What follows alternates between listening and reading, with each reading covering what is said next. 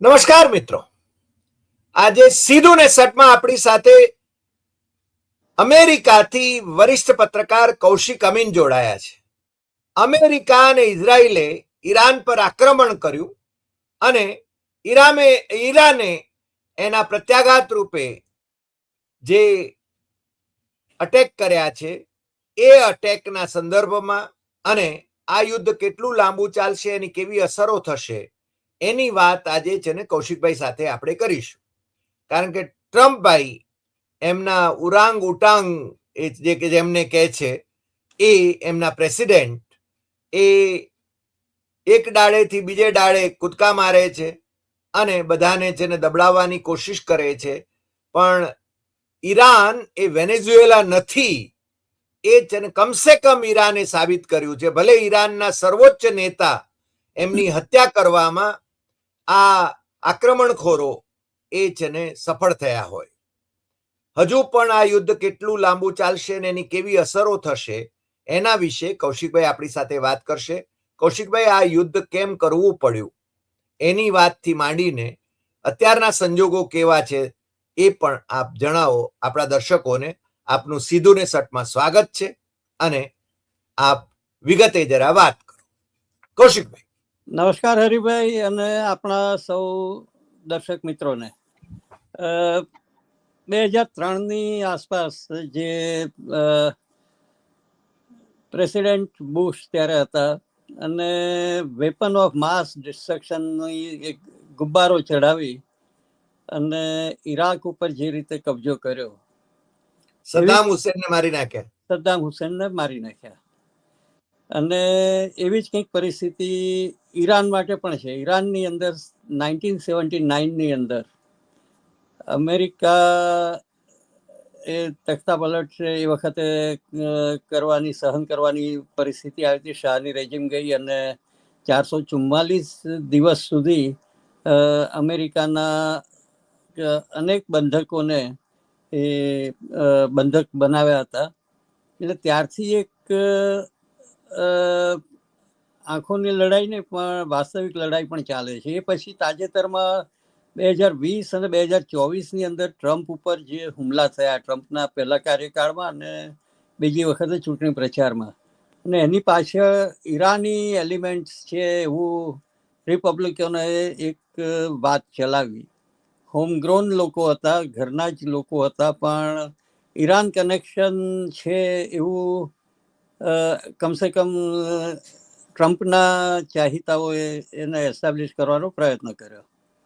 એટલે આ બધું ધ્યાનમાં રાખીએ તો રિપબ્લિકન બુશની જેમ જ આ પણ રિપબ્લિકન છે અને ઈરાન સાથે એ પછી પણ લેબેનોનના હુમલા હોય અને જ્યાં જ્યાં અમેરિકન હિતો હતા ત્યાં ઈરાને 200થી વધારે સૈનિકોને માર્યા છે, 400થી વધારે અમેરિકી નાગરિકોને માર્યા છે.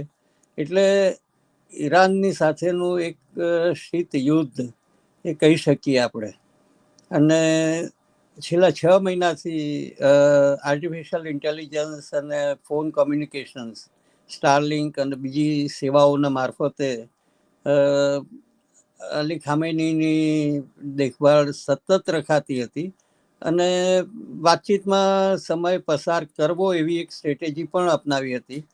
3 તબક્કાની વાતચીત તાજેતરમાં સ્વિટ્ઝરલેન્ડમાં થઈ અને વાતચીતનો દોર હજી પત્યો નથી એ પહેલાં હુમલા શરૂ થયા અને કોઇન્સિડન્સ 17-18 કલાક ભારતીય વડાપ્રધાનની ઇઝરાયલની મુલાકાત પછી તરત જ આ હુમલાઓ ઇઝરાયલ દ્વારા શરૂ થયા અને અમેરિકી ફોર્સ પૂરતો છેલ્લા 1 મહિનાથી વધુ સમયથી ત્યાં તૈનાત હતો.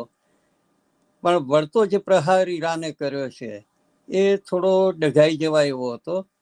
એક સાથે 8 દેશો પર જુદી જુદી મિસાઇલ કરી અને બધા જ મુસ્લિમ દેશ એની આસપાસના છે, ઈરાનની આસપાસના. એ કતાર હોય કે યુનાઇટેડ અમીરાત હોય, સાઉદી અરેબિયા હોય, કુવૈત છે, અબુધાબી સહિતના જે, અને જોર્ડનની અંદર પણ એને હુમલાઓ કર્યા.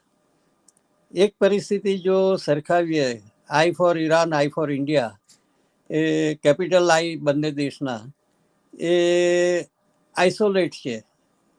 વિશ્વગુરુ મારા બધા માય ડિયર ફ્રેન્ડ કહીને બોલાવે છે, ગળે પડે છે, ગળે ભેટે છે, પણ સાથે આવીને કોઈ ઊભું નથી રહેતું. સાઉદી અરેબિયા સુદ્ધા જે એમને ખૂબ પ્રેમથી નેશનલ એવોર્ડ મેડલ ગળામાં લટકાવી આપે છે, અને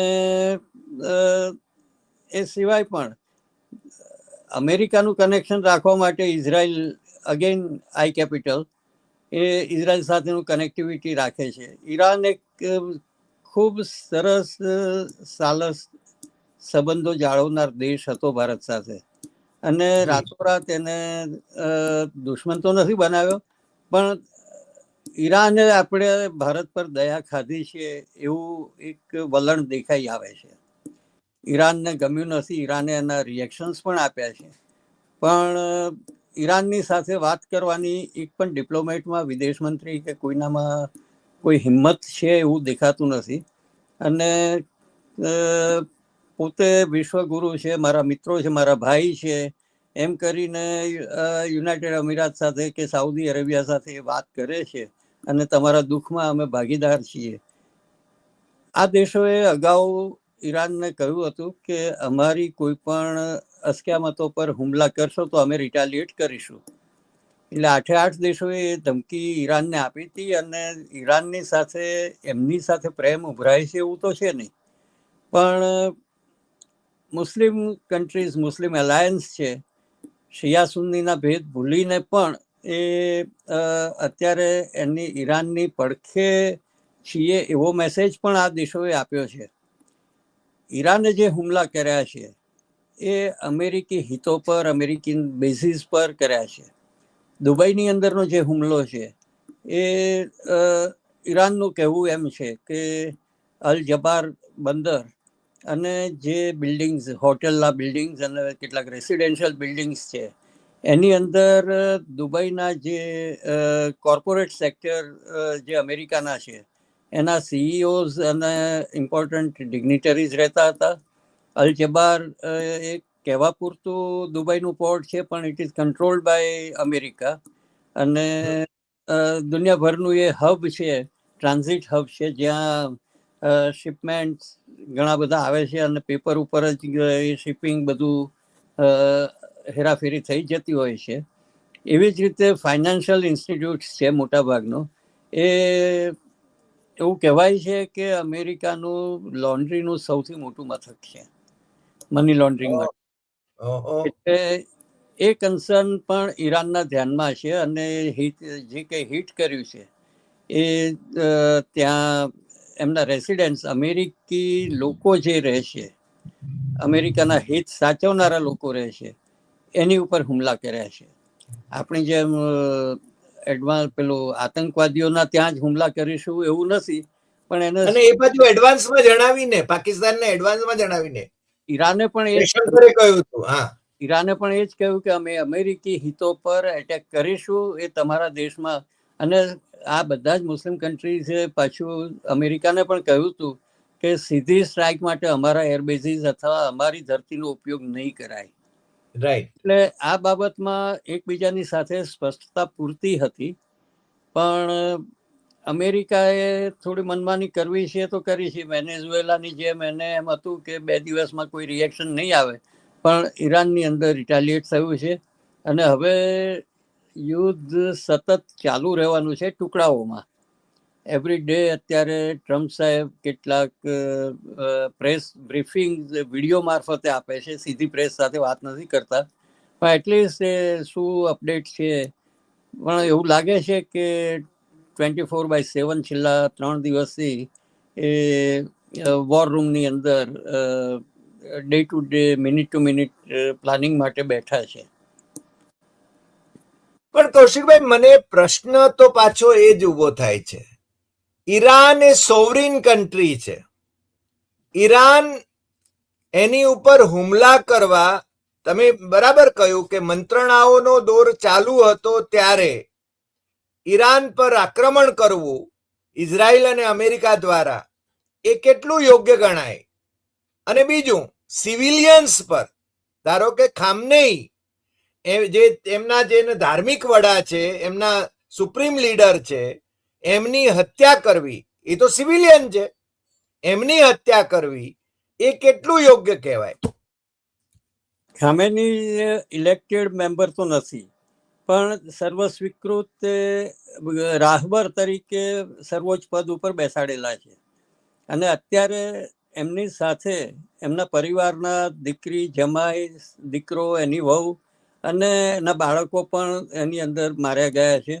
એટલું જ નહીં, સંરક્ષણ મંત્રી અને આર્મ ફોર્સીસના ચીફ, એની સાથેના 40થી વધુ લોકો એ પહેલા હુમલાની અંદર જ માર્યા ગયા છે.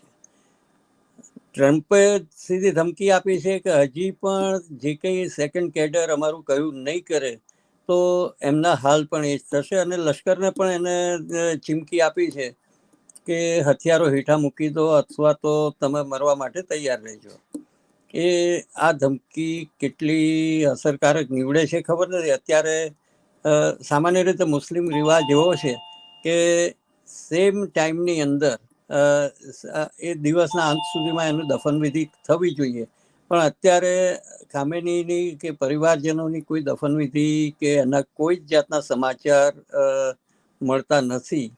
એટલે આ એક વિચારવા યોગ્ય બાબત તો છે કે, અને 3 લોકોની અત્યારે કમિટી છે અને એમાં 2 ધાર્મિક વડાઓ છે અને એક સિવિલિયન ઓફિશિયલ છે. તો એ લોકોને અત્યારે વહીવટ આપ્યો છે. એવું મનાય છે કે ખામેનીનો પુત્ર મુર્તઝા ખામેની એ કદાચ ટેક ઓવર કરે, પણ એને પણ તરત ને તરત જ સીધો હવાલો સત્તાનો નહીં સોંપાય, જે પૂર્ણ અખત્યાર ખામેની પાસે હતો. એટલે ઈરાનની અંદર રેજીમ ચેન્જની વાત છે એ હજી દિવસો સુધી ચાલવાની છે. યુદ્ધની પરિસ્થિતિ પણ દિવસો સુધી ચાલવાની છે. એટલે ઇફ અને બટ્સ આ બધી બાબતો જોવાની છે. પણ એક વસ્તુ ચોક્કસ છે કે ઈરાને નેતન્યાહુ માટે તો ફતવો જાહેર કર્યો છે કે અમે એને ગમે ત્યાંથી શોધીને મારીશું. એક અફવા વચ્ચે એવી પણ આવી કે નેતન્યાહુ ભાગીને જર્મની પહોંચી ગયા છે, એમનું વિમાન બર્લિનમાં છે, પણ એના કોઈ આધાર કે બીજા કોઈ જર્મની અથવા તો ઇઝરાયલથી કોઈ સમર્થન મળતું નથી કે અમેરિકાએ પણ સમર્થન આપ્યું નથી. રાઈટ. એટલે એ હવે એક પ્રવાહી પરિસ્થિતિની અંદર પસાર થઈ રહ્યા છે. અમેરિકાને લાગે વળગે છે ત્યાં સુધી અમેરિકાને સીધો ખતરો નથી, કારણ કે લાંબા અંતરની મિસાઇલ ઈરાન પાસે નથી, પણ મુખ્ય સંમતિ રશિયા, ચાઇના અને કદાચ નોર્થ કોરિયા એની મળી શકે છે. અત્યારે કોઈ જાતની સત્તાવાર પેલી જાહેરાતો નથી. યુનોની અંદર પણ ચીને અને રશિયાએ પોતાના મત વ્યક્ત કર્યા છે અને ગુટરોસે ઇમરજન્સી મીટિંગ બોલાવી અને આ પરિસ્થિતિ પર નજર રાખવાનું કહ્યું છે. નવું ડેવલપમેન્ટ એ દરમિયાન જે થઈ રહ્યું છે, નોર્થ કોરિયા કદાચ અમેરિકા સાથે વાતચીત કરવા તૈયાર થઈ રહ્યું છે, એવા સમાચારો પણ આવી રહ્યા છે. એટલે આ એક નવો ફણગો એક નવી દિશામાં જઈ રહ્યો છે એવું લાગે છે. આપે કહ્યું કે ખામનેઈ એ છે ને ઇલેક્ટેડ લીડર નહોતા, તો અમેરિકા દુનિયાભરમાં ડિક્ટેટર્સને સત્તા પલટા કરાવીને જે લોકોને પપેટ જે શાસકોને મૂકે છે એ કોઈ ચૂંટાયેલા તો હોતા નથી. ધારો કે સિરિયાની અંદર એમણે જે ટેરરિસ્ટ હતો એને છે ને શાસક બનાવી દીધો. એટલે ટૂંકમાં અમેરિકાને જે ઠીક લાગે એ બધું સહી, બાકી બધું નહીં. હવે આ નીતિ તમે જ્યારે અખત્યાર કરો ત્યારે છે ને તમે વળી લોકશાહીના પ્રણેતા કઈ રીતે થઈ શકો? સિરિયાની અંદર પણ he can run country better than Assad એવું કહીને એને નોમિનેટ કર્યો અને અસાદને ઉખાડવાની અંદર અમેરિકાનો હાથ હતો એ તો સાબિત કરી આપ્યું. અને અમેરિકાના આર્થિક હિતો વધુ પસંદ છે અને રેજીમની સામે એને સીધી કોઈ લેવા દેવા હોતી નથી. લિબર્ટી માટેનો પ્રયત્ન કરે છે, ડેમોક્રેસી, પણ ડેમોક્રેસી અમારા ખિસ્સામાં સલામત છે એમનું ભ્રમ વાક્ય છે અને એનું અનુકરણ આપણે ત્યાં પણ થઈ રહ્યું છે. જી, કારણ કે તમે ત્યાંથી જાહેર કરો ટ્રેડ ડીલ અને અહીંયા છે ને જી હુજુર કહેવામાં આવે. તમે 75 વખત એમ જાહેર કરો કે યુદ્ધ વિરામ મેં કરાવ્યો અને અહીંયાથી મૌનમ શરણમ ગચ્છામી.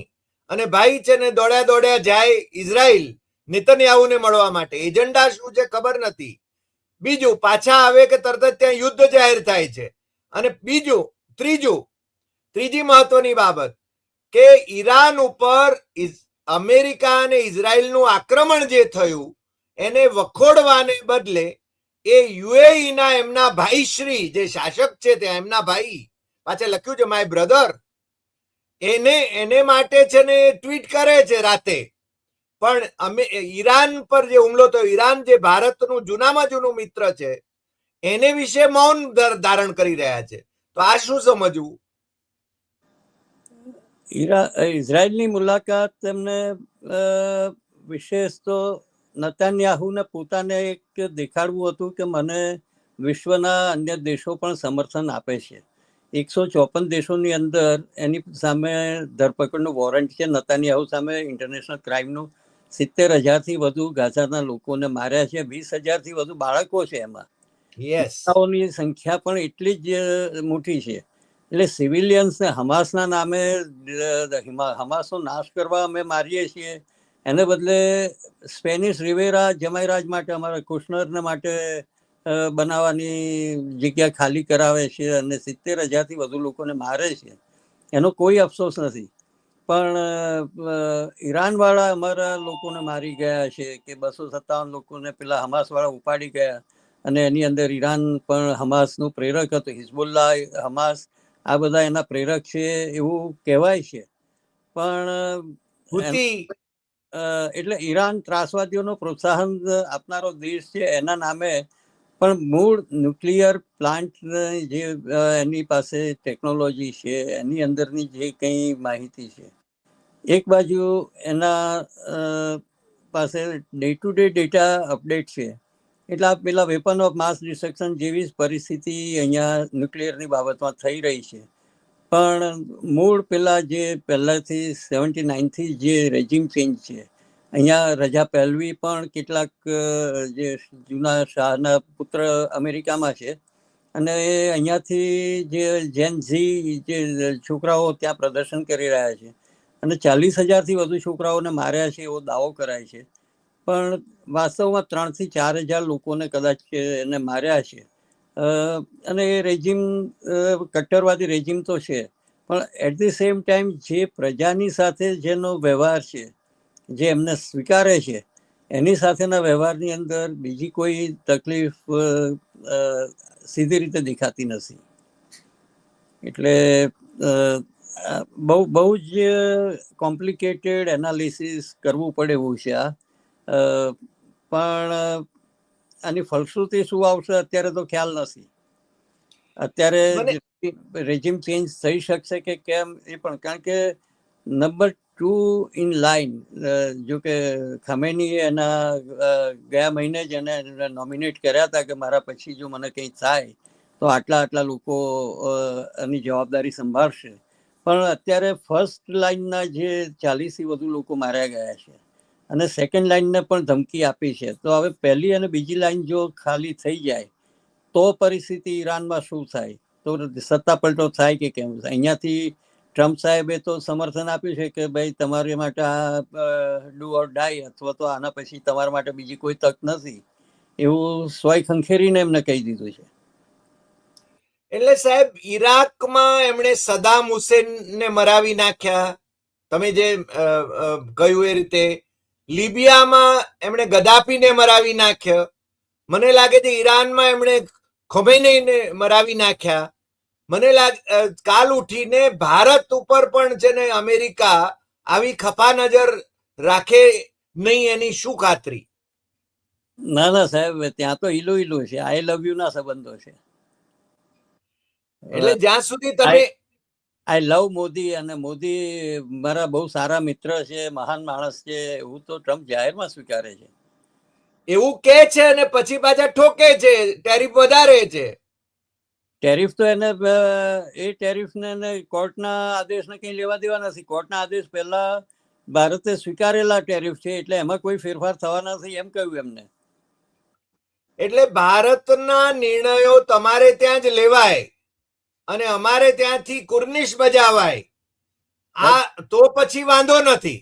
57મું રાજ્ય અમે કહીએ છીએ ને. એટલે ભારત 57મું અમેરિકાનું રાજ્ય છે એવું તમે કહો છો. તો ક્યુબાનું શું કરશો?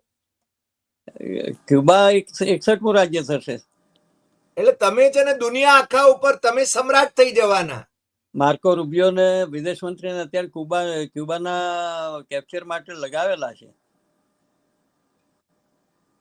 પણ કૌશિકભાઈ, તમને એવું નથી લાગતું કે આ અમેરિકાની રીતસરની જોહુકમી છે?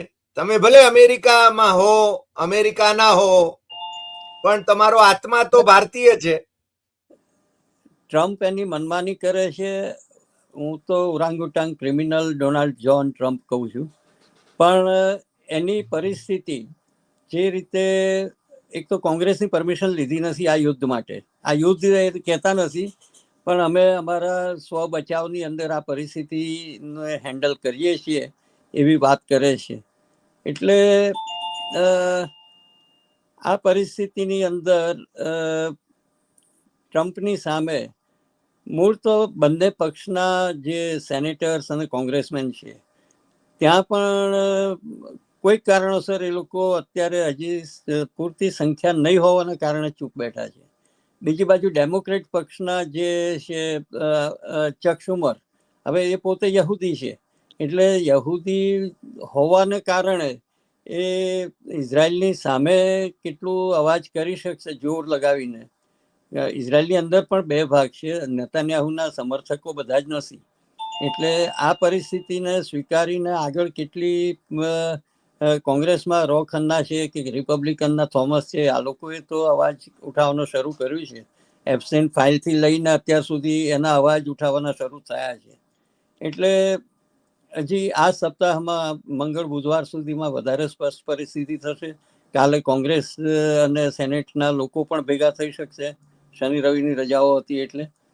અને આશા રાખીએ કે કાલે હોળી પૂરી થશે, ધૂળેટીના રંગોત્સવની અંદર કંઈક નવા રંગ જોવાના મળશે. છેલ્લો એક સવાલ પૂછું. આ એબસ્ટેન ફાઇલ ક્યાંક ગોડાઉનોમાં ધરબાયેલી પડી હતી, એ પાછી વધારાની ફાઇલો પણ કઈ નીકળવાની વાત આવી છે, કેટલી સાચી? સાચી વાત છે. મારા લાગોની પાસે કોઈ પ્રાઇવેટ સ્ટોરેજની અંદર કેટલોક સામાન, કોમ્પ્યુટર્સ ને બીજા બધા રેકોર્ડ્સ મળી આવ્યા છે જે અગાઉ જસ્ટિસ ડિપાર્ટમેન્ટને સોંપાયા નહોતા, અને એની છાનબીન ચાલી રહી છે. હજી એના કોઈ અધિકૃત જાહેરાતો કરાઈ નથી. પણ ક્લિન્ટનની અને હિલેરી ક્લિન્ટનની બે જણની 2 દિવસ પહેલા અને ગઈકાલે એમ એ લોકોની સેનેટમાં વિડીયો હિયરિંગ એમના થયા. એટલે પૂર્વ પ્રમુખોને પણ આવા બાબતની અંદર બોલાવી શકાય છે. નોર્વેની અંદર અગાઉ આપણે કહ્યું એમ કે એના પૂર્વ વડાપ્રધાને આપઘાતનો પ્રયત્ન કર્યો, અને એની સામે પણ કાનૂની બાબતોની અત્યારે ચર્ચા ચાલી રહી છે. બ્રિટનની અંદર ચાલી રહી છે, અને બિલ ગેટ્સે તો સોરી એફેર પણ કહીને પોતાનું વક્તવ્ય આપ્યું છે. અન્ય કેટલાક લોકોએ પણ પોતાના વક્તવ્યો આપ્યા છે. ઇઝરાયલના ફોર્મર પ્રાઇમ મિનિસ્ટર બરાક યાહૂદ, એના પણ એની ઉપર પણ શંકાની હજી પણ એ ચૂપ છે. એટલે જોઈએ, ઘણું બધું હજી. ભારત વિશે કઈ કોઈ બોલતું નથી ત્યાં. સાહેબ, ભારતમાં લોકો પેલા ધૃતરાષ્ટ્રના વારસદારો છે, એટલે આંખે પાટા બાંધીને ગાંધારીની જેમ યુગલો બેઠા છે. What a shameful thing. Hey પણ કૌશિકભાઈ, આજે તમે અમારી સાથે જોડાયા એ બદલ આપનો ખૂબ ખૂબ આભાર. અને જે રીતે બેબાક રીતે તમે જે વાત કરો છો, તમે અમેરિકામાં બેઠા છો અને જે રીતે વાત કરી રહ્યા છો, યુદ્ધના સંજોગો, અમેરિકાનું અને ઇઝરાયલનું ઈરાન પરનું જે આક્રમણ છે એની જે પાર્શ્વભૂત તમે આપી, એ બદલ અમે આપનો આભાર માનીએ છીએ. અને ફરી પાછા મળીશું નવા એપિસોડમાં નવા વિષય સાથે. નમસ્કાર. નમસ્કાર.